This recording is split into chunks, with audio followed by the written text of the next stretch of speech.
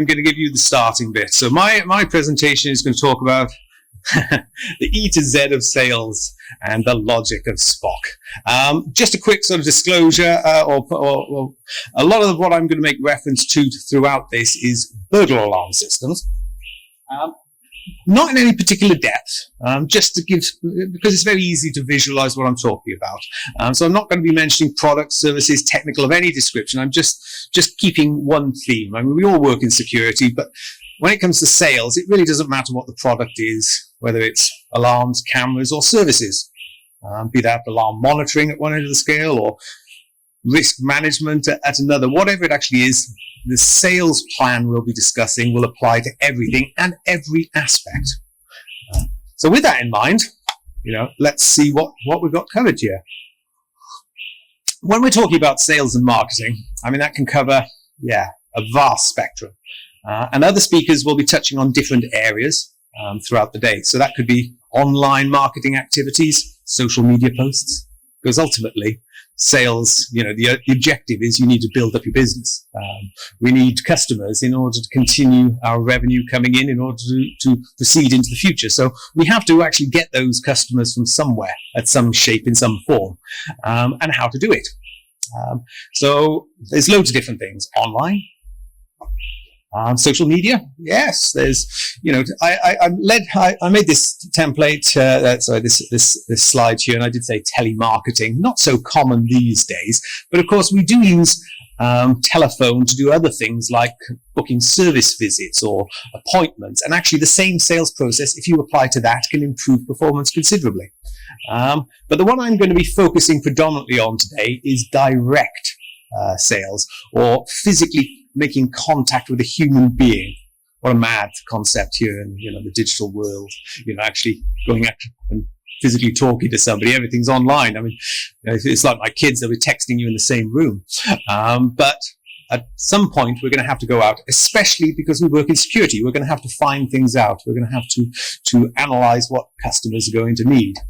And that's where having a process, a sales plan, a method is very useful. Because it's very surprising. Everybody says they can sell, and they probably can. But actually, the number of people who do the entire end-to-end correctly to maximize their returns on their investment is few and far between. And predominantly in security, that is a real problem, because most people in security are not salespeople from scratch. If you were, I mentioned we were going to talk about burglar alarms. Half the people who are working in the alarm industry were originally alarm fitters. That's not salespeople. They're people who may understand the technology, but they don't really have a grasp on how to sell it properly. And that's what we're going to talk about.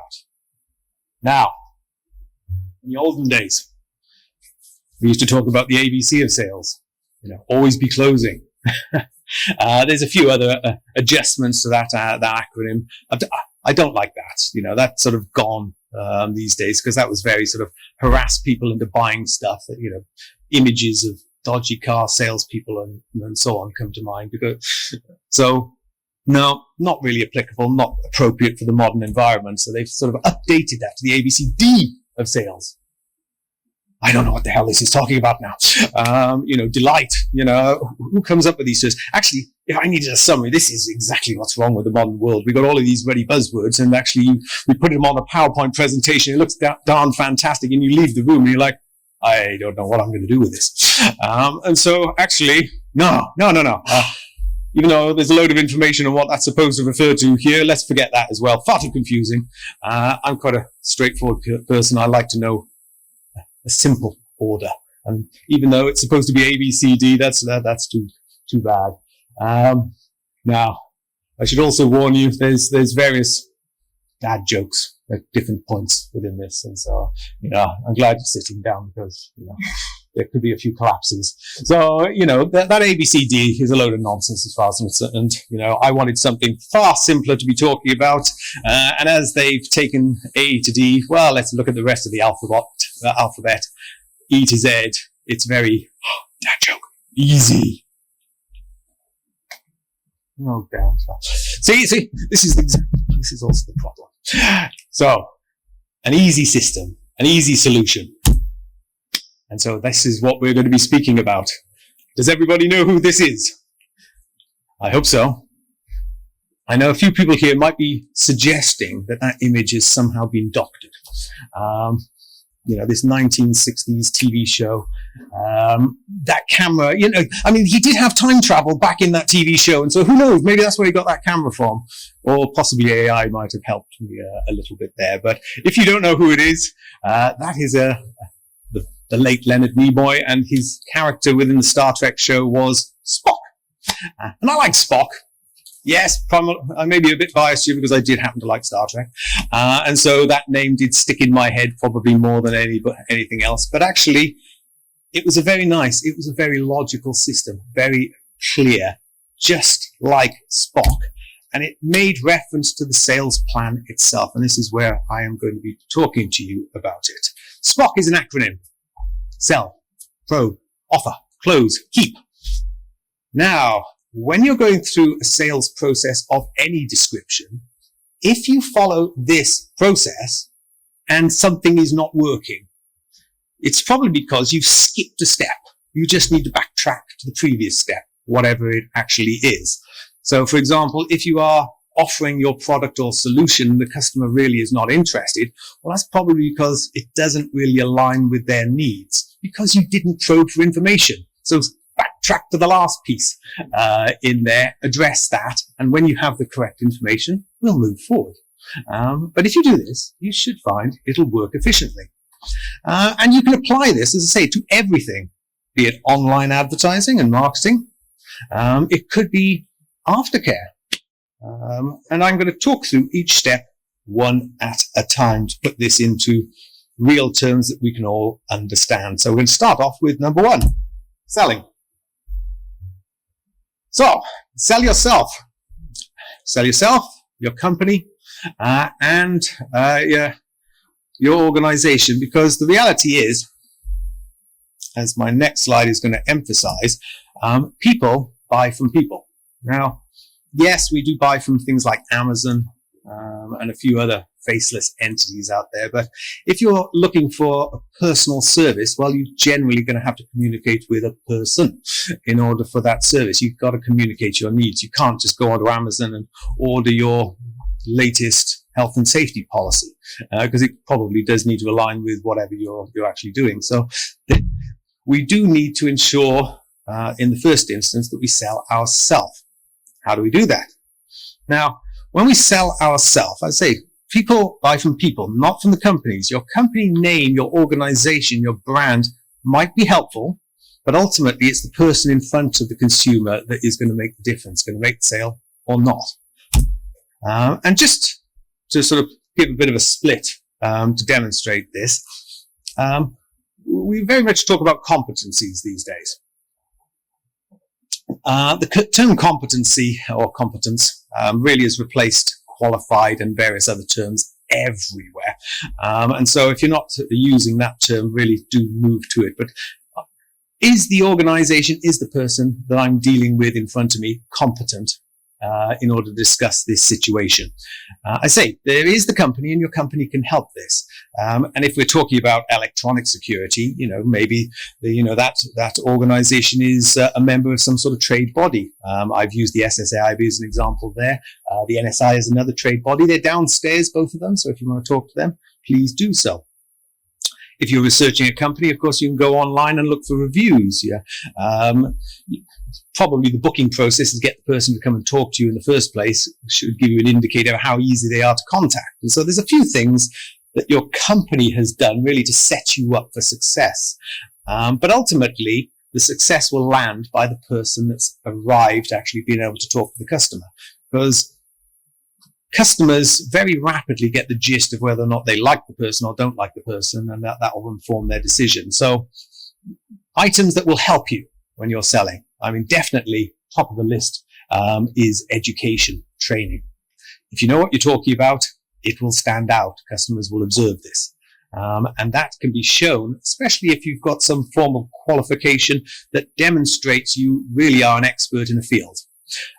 You can also help emphasize your expertise by having displayed on your literature, your email signature, business cards, if you're affiliated with some sort of organization.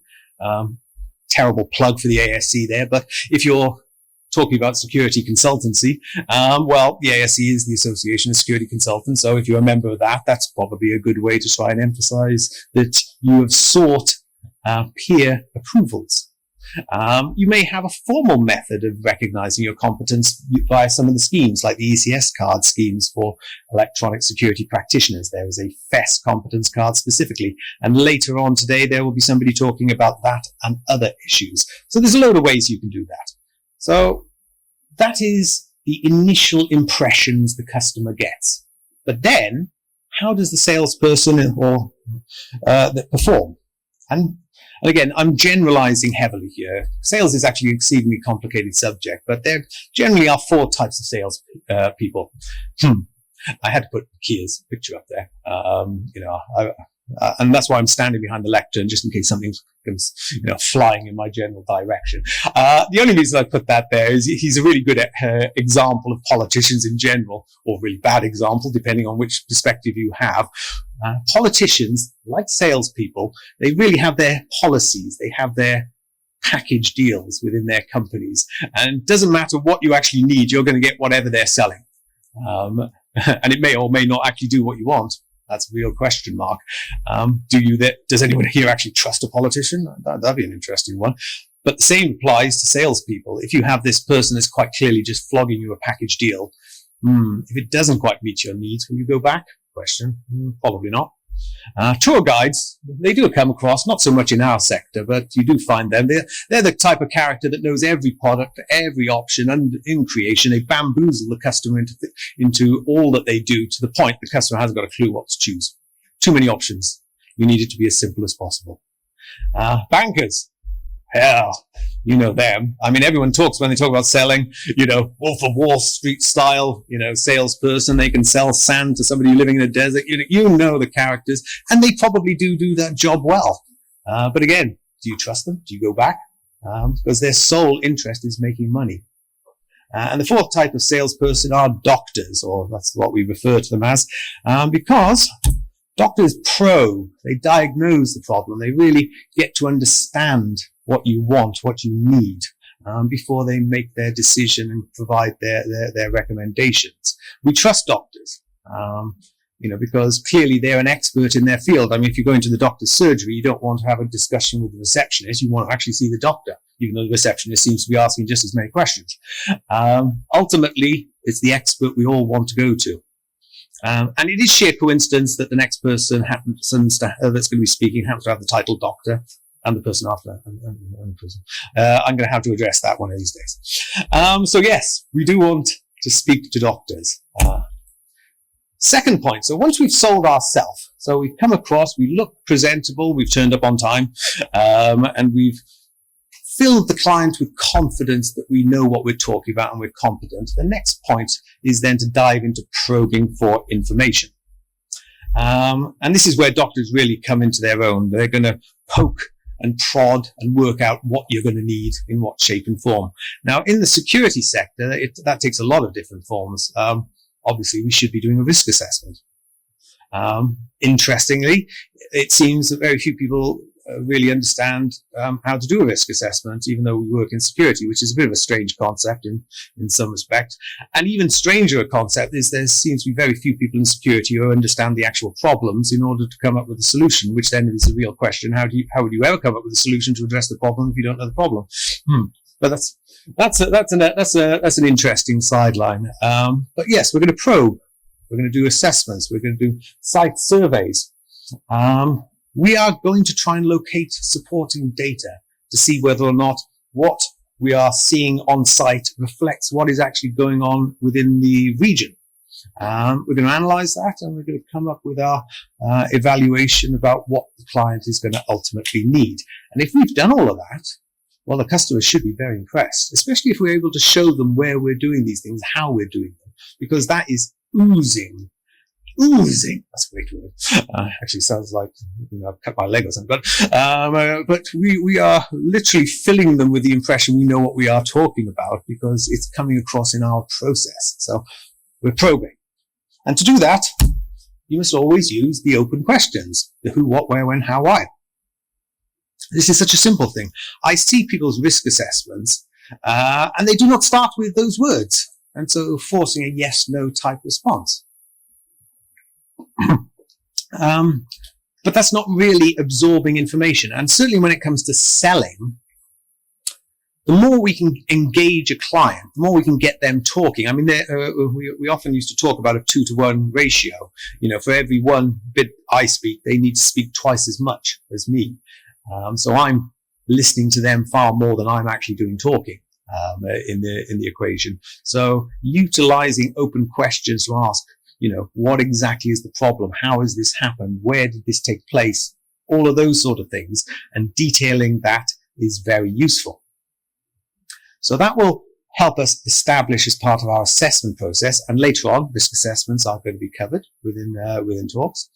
But other things, maybe it would be really nice to actually see what activities are happening, maybe crime-wise. As I say, I'm talking about burglar alarms here predominantly, but the same could apply to any other sort of offence. And so certainly within the electronic security and surveillance sector, I have so far never found a single salesperson or site surveyor who actually could tell me how to find out about the crimes within the area itself. Which again is sort of mad. Well, it's like, well, how do you know that there is a problem? And a really funny example of that was I was at a college, and there was a guy walking around the clipboard with one of the directors, and I was passing and going in one direction. I overheard him make an off-the-cuff comment about the increased number of burglaries in the immediate area, and I was like, "Oh, this sounds very interesting. This does. I must listen and hear more because burglary happens to be my particular area of expertise and something I'm very interested in." So I was listening, and I was like, well, where exactly did you find out about these increased burglaries? Because I was in the background having a look at the actual crime figures, and I couldn't actually find any burglaries. And so it was quite interesting, that particular case. But how do you find out about what crimes are taking place at any one time? Well, actually, this is really simple.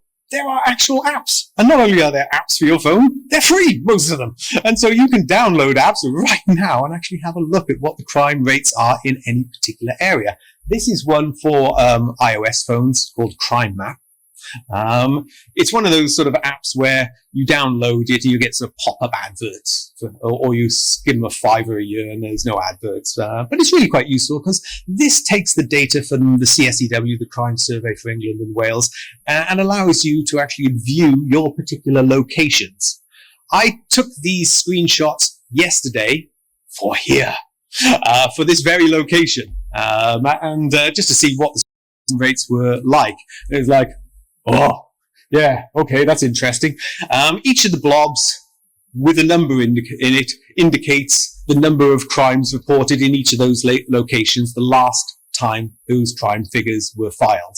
The way the CSEW works is the police forces file their numbers at the end of each month, but it doesn't then become visible until the month after.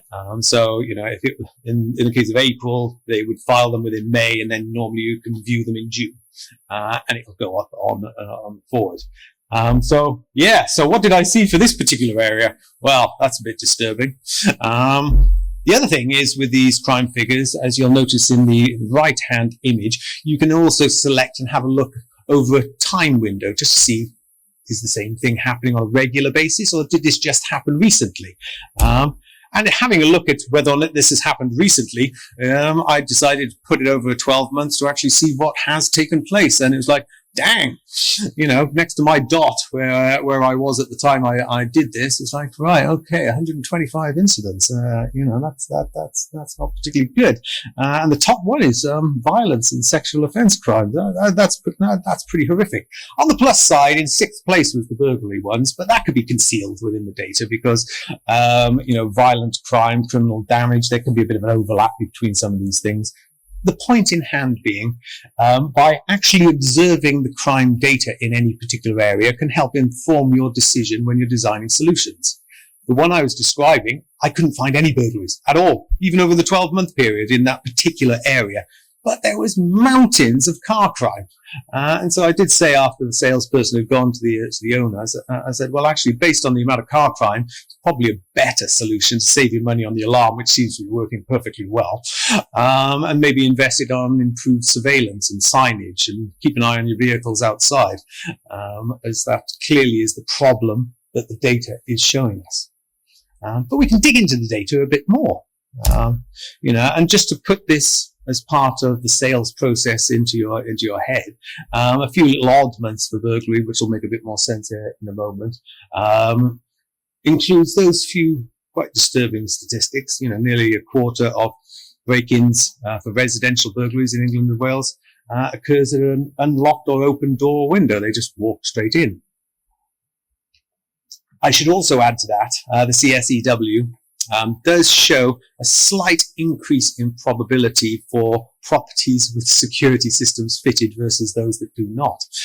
So people who say things like have an alarm system, have cameras, it's a good deterrent. Well, it's going the wrong way if it is a good deterrent, because a deterrent probably suggests it should be going down in numbers, not going up in numbers. But there are reasons for that. I got my own theories. But the really horrific one, which I wanted to highlight here, is the bottom one, which is close on 70%. 7 out of 10 burglaries occurs while somebody is actually at home. And the reason that's particularly concerning is that the vast majority of burglar alarm systems that are supplied here in the UK use motion sensors. Whoops, I'm going to karate chop that continuously. Motion sensors throughout properties, which means people generally cannot turn those alarm systems on while they are home. And yet 7 out of 10 break-ins happen while you are home. And that's when you can't actually use your system. So we have a bit of a problem here, maybe on the design stage. And with that in mind, another thing that salespeople very rarely sort of talk about is potentially the risk appetite of a consumer. So many salespeople just walk around with a little clipboard saying we'll have a motion sensor here and a device over there, and we'll put the keypad by here. They don't actually ask the customer as part of the probing, some very relevant questions. Or even consider the implications. I mean, even just on a very basic risk concept, if I said to somebody, what area of a property would be highest risk? I mean, I've sort of highlighted it in red here, so I've kind of given the game away. But I think you'd agree with me if I said, what is the highest risk of damage to your property because they've got to get in? What's the highest risk of losses, of financial losses, of property going missing? What's the highest risk of potential confrontation? Well, detection when somebody is physically in the building with you is probably that. A lower level of risk is if we could potentially detect the activity before they get in on the perimeter.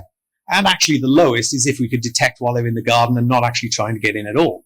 But considering the high number of burglaries that take place while you are home, it seems really strange that the average sales person for a security company doesn't actually ask the consumer, well, where would you actually like to detect potential entry of a crook? This seems to not happen. So we've probed, we've poked, we've found out a whole load of information, we've checked the crime figures, and we've got a good idea of what the consumer actually wants. Now it's time to move to the next step. We're going to offer the customer something to actually fill their needs. Product, the solutions, the service that we may have, whatever it actually might be, and the proposition. I'm going to come to the proposition last because that seems to be also something that is missing in very many sales activities. And again, to put this into perspective, I went on to Google and just said burglar alarm near me. And these were some of the ads that popped up. And so apologies if any of these are your company or anything, but these were the pictures that were popping up in response to the search term. And I was looking at that and I was thinking, yeah, I'm not sure, how many consumers really understand what a fuse spur is, or what a PIR or a prox tag or so on. So for us in the sector, yeah, I can hazard a guess. I can see what's going on here, but the average consumer, probably not. We'll talk about this in a moment, and you'll see where I'm going with this. Because when customers, as part of the offering your product, offering your service, there is a point where they'll make the decision to buy. And this is probably the number one failure for most companies. And I call this the buying point. And I like to visualize it in these terms. On the one side, we have the value of our service, our product, our whatever we are doing. And on the other hand, we have how much it's going to cost. Now, if those two align, the customer's happy, they will buy. But that's very rare. They're normally misaligned. There's the one's down, the other one's up. And you've probably come across this yourself, because as an example, if you come across something that's got loads of things, I mean, for example, if I said to you, right, checking around, there's a car outside, 100 quid, it's yours, it's a new Ferrari, you'd probably be like, yeah, right, mate, that sounds a bit dodgy. If an item has a huge amount of value and it seems cheap, you'll be suspicious. It's like there's a catch to this. And so it's not aligned. But the most likely one, the more probable one, is that people do not see the value in whatever it is you are selling. And so the value is not there, and the money is weighing it down. There is only one of two ways to address that problem. Only one of two ways. The most common, which you will see everywhere, is discounting. And so we sell to the consumer. We say, right, buy this. We'll chuck in a few extra bits and bobs. Sign up today and we'll knock X amount of money off. Here's a voucher for a particular free something or other, something. So the customer eventually thinks, yeah, actually, that's not a bad deal. We're pretty happy with this. Eventually it's tilting the value across because we're knocking the money off. That's not a good thing to do. Not in sales, because in sales, we do actually need to, sell things. We do need a margin. We do need to build our business up in order to make sure that we maintain our liquidity and we keep pushing forward into the future. So what you should be doing is increasing the value. And so bear that one in mind when you now think of that initial image that I showed you of all those different adverts, all of those different sort of 3 PIRs and all the other different bits and bobs that were in there. I'm going to give you an example of this.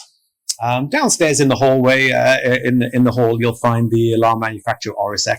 I could have chosen anyone else. They happened to be there, and so I was like, "Can I borrow a picture from your website?" Yay! And so there is a product that they do: wireless shock detectors, vibration detectors for alarm systems. Remember that scenario I pointed out earlier? Where would you like to actually detect somebody breaking into your property? Do you want to do it whilst they are inside, or maybe when they're trying to get into the property? Well, using a vibration sensor on doors and windows, we can generate detection while they're still on the outside trying to get in, rather than they're physically in the building. So that is a very useful tool that we can utilize both to upsell, but actually to add real value to the transaction. And I don't know if anyone here has heard the term FBI when it comes to this. FBI is an acronym for Features, Benefits, and Impact, and this is where those adverts fail miserably. The feature is the item, the vibration sensor. All of those adverts listed the features. They did not mention any benefits at all, and so you just got a list of buzzwords, terms, jargon, and the average consumers, what is this even talking about? The benefit is what it will do for you. Now, that vibration sensor, well, what is the benefit? By putting that device on that window, I move detection from inside to outside. That's a tremendous benefit to you. Because now we're not overly concerned about potential confrontation. You have time to try and work out what to do whilst they're still on the outside. They haven't got in. And actually the probability that they're going to continue trying to break in is going down considerably. So there's a benefit. That's really, so I should be emphasizing the benefit. But if you can, you should also try to add emotion to this, the impact that will give your consumer. What is the impact to your lifestyle? Well, your peace of mind is now increased considerably. You can sleep happy knowing that if should the worst happen and your alarm going off in the middle of the night, scenario A is you could bumble on downstairs and bump into a potential burglar. Well, scenario B is the same situation's happened, but you are far more secure because you know this event has taken place while they're still outside. So peace of mind is vastly improved. And as I say, if you look at the adverts, they've got the features, they don't have any benefits, and they definitely don't have any impacts. So there are missing steps. So using the sales plan, we can find out where the missing step is. And if the missing step is the customer has not seen the value for their goods, the likelihood is it's because you haven't been offering your product and solution correctly. And the last bit when it comes to the offering stage is the proposition. Proposition. How is the customer going to obtain your service? It's amazing. You've done all of the work and you've got to the last, and maybe you've sent them a quote with the price on it, and they're left wondering, well, what do I have to do next? What is the next step? And that can ruin some transactions. It can completely. Similar to an advert, if you haven't got a clear and concise call to action or prompt to say, right, this is what you need to do next, all of your hard work can go out the window. And adding propositions, and what I mean by proposition, how are they going to actually pay for this? How are they going to order into the equation will increase your conversion rates vastly. I mean, as an example there, PayPal. For people who use PayPal, I mean, it's very convenient because it's one platform. They can do it in a couple of seconds, similar to Apple Pay. But also PayPal do things like interest-free credit and buy over a period of months and a whole series of different options. So if you see that logo, that can actually convert someone from a, no, I don't think I can really afford it right now, to I can do it right now because I don't have to pay until next month. If you do some sort of financing or invoicing, if you've included that as part of means of the sale, then again, that will convert the customer. That will move them into a different position when it comes to the process. Now, if you are dealing directly face to face, you may actually realize you've hit the point. You've got the buying signals now. And I don't know if anyone's aware of this, buying signals. I had to put that picture up there because I cannot fail to smile about this. I learned about some of the psychology in sales years and years ago, back in the sort of early 1990s. And we were talking about, looking at how the eyes move, but buying signals in particular. And the one that always has stuck in my mind is they point out that if you have done your job correctly, and you've sold yourself, you've probed for information, you've offered the product, at the point the customer has decided, actually, I like this, you will clock different behavioral changes. And in the case of men, they tend to touch their wallet subconsciously. I have been in board meetings and seen people do that. And, the first time it happened, I nearly laughed out loud. I mean, that probably would have ruined the sale, but I mean, it was, I didn't believe it until I actually saw it. And it was one of those sort of situations, once you've seen it, you can't unsee it. And I've seen that everywhere since. So buying signals and psychology do factor in this. I mean, everything I'm talking about here is really just an in-depth, a brief sort of snapshot of this. You could talk about any one of these points for the entire day, and some of the people who follow will certainly do that. So once you've got the buying signal, the next bit is you've got to close the sale. You've got to sign them up. I mean, ultimately, if you've done all that hard work, do you not actually want the business at the end of it? So do you want to just say, there's the quote, good luck with that, and wander off into the sunset? And the next person who comes through the door who says, I'll match that, sign here, actually then swipes it from you. You do actually need to convince them.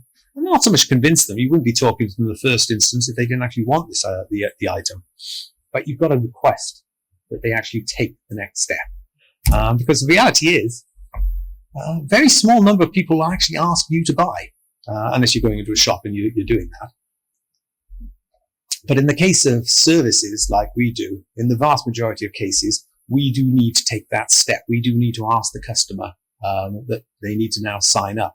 Lots of different ways to do this, and some of this does apply to online marketing and transactions. A lot of this does apply to in-person transactions. As an example, closes. There's different types of closes: direct, alternate, leading closes.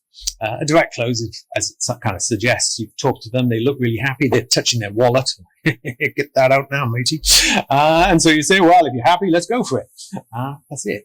And sign on the dotted line. An alternate close is nice. It's less pressure and it allows them to have a think about it. With the burglar alarm example being a perfect example, what if we did 2 quotes? Just 2, no more. One, here's a lower cost system using motion sensors in your property. And second one, here's higher cost system using predominantly perimeter-based devices to detect while they're on the outside. It's going to cost more, but we have the earlier detection. And then present it. Which one do you want, left or right? And what you'll find generally with an alternate close is they're too busy thinking between left and right that they forget that other options might exist. Coincidentally, we tend to have a two-party political system, it's left and right. I shouldn't say things like. The last bit on that particular one is a part of the closing is simplifying your order process. That is also another big one. If you take the alarm situation as a really good example, if you sold an alarm system and you had alarm monitoring and, some sort of reaction, the amount of information you need from the customer is considerable. Their name, their address, maybe directions to the house, what 3 words, passwords, direct passwords, key holder details, emergency. If you bomb that on somebody's desk, they'd be pulling their hair out and crying, saying, "Oh, this is going to take me forever." What a nightmare.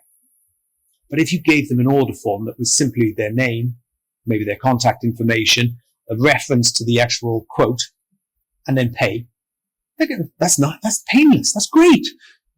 But I'm missing all of that, the important information I need. I don't care at this point because the job here is closing and signing the customer up. So let's get the first step done with, because you know what? Once they've made a payment, they'll be very enthusiastic to provide all of that information. But if you put them all in one lump at one time, they'll be like, "Oh, I haven't got time to do this now. I've got to finish that report. I've got to go pick the kids up or something. I'll leave that until later." But actually, that quick transaction secured it. It's dealt with it. So simplify that sign-up process. And the last bit is then keep the customer happy. Whatever you've done, this is actually the most important point of all in some respects. So you've signed them up. You really need a process to automate to immediately give them the next step and keep in contact. Thank you for your order, an email. This is what is going to happen over this time scale. And then keep in contact. That is already helping build the relationship up. Once you've done it's an install, great, get in contact. How did it go? Let's see how things go. Feedback. I might have mentioned feedback earlier. By the way, there's feedback on that QR code. And so, there is always the desire to ask for feedback and other things. But actually, by doing so, we're keeping in contact with the customer. And the more we keep in contact, the more of a relationship we will form and the more chance they will come back. And we will retain them for many years. My original sales training back in the 1990s, I was working for a company that don't exist any longer. Well, that's not a good sign. Hey, I left actually. Maybe that's why they don't exist any longer. Thorny EMI. They used to do Rumbelows, radio rentals and companies like that. And to say that they knew their stuff about sales, and I went to the US doing some training with them, they really know their stuff over there. Thorny EMI pointed out that over 25% of their new business was through referrals. And so that was virtually zero cost from an advertising perspective. That was friends, relatives saying, "I've got this, whatever, TV from this company, you go and get it from them too." So if you keep the customer happy, it will lead to far more business down the line. How will we find out more about this subject? Well, we've got a stand downstairs, the ASC. Come and have a chat. If you thought this was fantastic, and I'm sure you did, go down there and tell them that this was the best thing you've ever heard. If you don't like that, the ASC stand is out the door, down the road. It's around the corner a little bit. Just keep, but seriously, feedback. We do definitely want to hear it. And we cover many things on our seminars and shows. Sales happens to be today. Because it's an important thing. You do need to sell to build your business, but we cover everything we have seminars on risk management and design of solutions, many other subjects. I am going to conclude now, and in a moment, Ian's going to take over, but it felt highly appropriate that if I'm going to sign off, I should have used the line from Spock. Spock has a very famous line in the Star Trek show. And if you've ever watched it, it seems highly appropriate when you're talking about sales, because he always signs off. I can see a smile there. And so you probably know it. He always signs off, live long and prosper.